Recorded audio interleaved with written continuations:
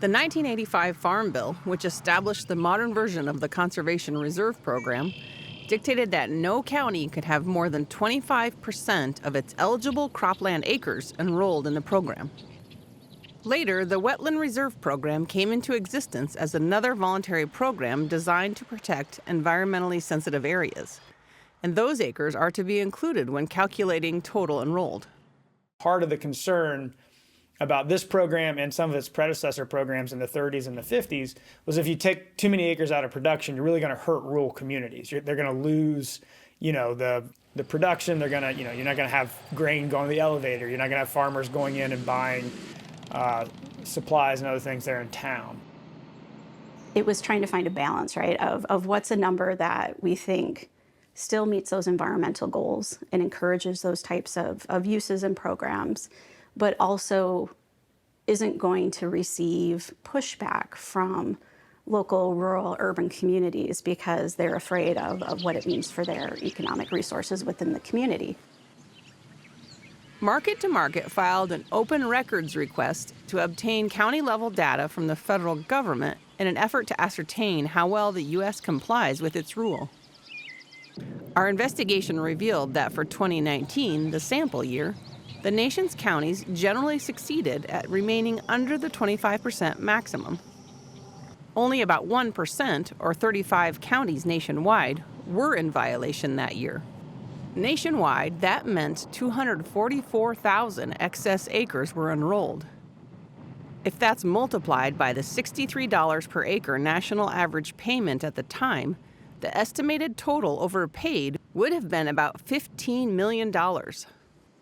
But experts say the excess spent would have at least had a positive societal benefit, protecting soil and water.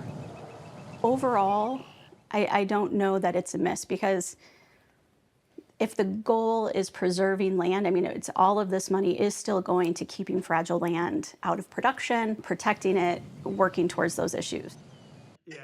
Jonathan Koppas says it's important to remember that the conservation programs, managed by USDA's Farm Service Agency, benefit all Americans indirectly. CRP is a voluntary program where farmers are paid to take land, much of it environmentally sensitive, out of production. At the end of the day, those $50 million are still putting in conservation practices on the land and doing some good. And so I think there's always a difference there's always an important distinction between some of the payments we do and what we're trying to do with conservation. A pattern emerged in a few states where several counties were in violation of the rule. Colorado, Texas, Georgia, and Louisiana each had 4 or more counties that exceeded the 25% limit. 11 other states had 1 to 4 counties in violation. We created an interactive map on our website, markettomarket.org, where you can click on each state and see county-level data. 2 examples where counties violated the 25% rule by a long distance were in Camden County, Georgia, where 320% of eligible acres were reported as being enrolled, and Mineral County, Colorado, at 142%.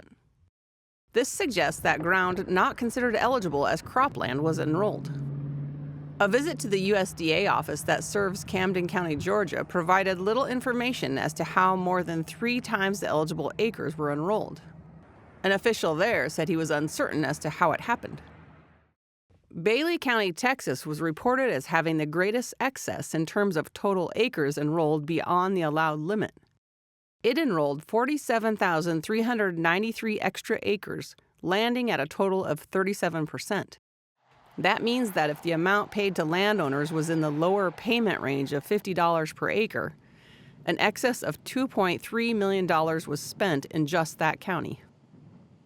According to USDA, Douglas County, Washington had 43,824 additional acres enrolled in an area where CRP per acre payments were closer to $100.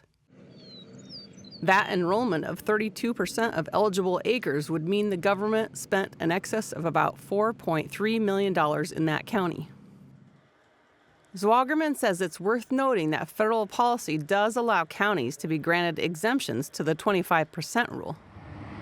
Neither officials with the individual counties nor the USDA media team mentioned this being the case for these particular counties.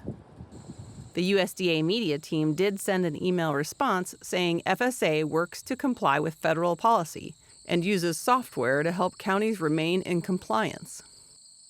The results, they say, are better as of this year. It said, as of March 2025, only 2 counties slightly exceed the 25% cropland enrollment limitation.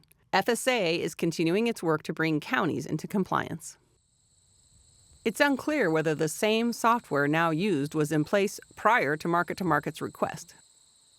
I think it's a fascinating finding, and I mean, being kind of a nerd on this stuff, like I think it's great when it's helping them. It's a feedback loop into how they're operating the program. So if they're making improvements like that, it's running very well to begin with, and they're improving on top of that.